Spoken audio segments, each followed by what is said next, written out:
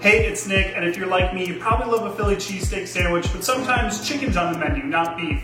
I'm going to show you how to make a killer chicken Philly cheesesteak sandwich, and I got some cool twists and tricks that I think you'll appreciate.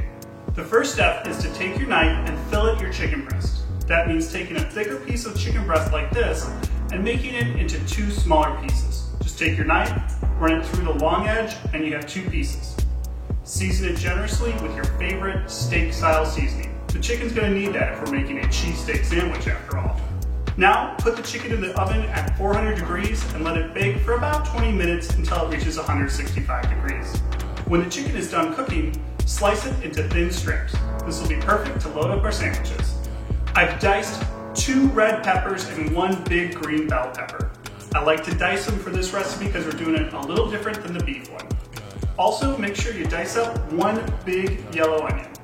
Throw them into a pot with some hot oil, season them generously with salt and pepper, and saute until they're soft. Go ahead and set them aside once they're cooked. Now it's time to assemble the sandwich, and it's gonna be delicious. First step, get a hoagie roll, a big whopping hoagie roll, open it up and set it down. Fill it up with some chicken strips, and then pour peppers and onions over the top. I have mozzarella cheese, but you can use provolone.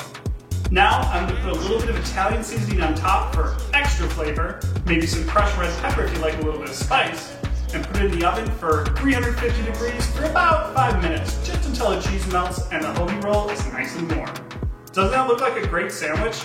And it's healthy because it uses chicken. That's a pro tip right there. I hope you enjoyed this super simple and super yummy recipe, and we'll see you soon at Lake Geneva Country Meats.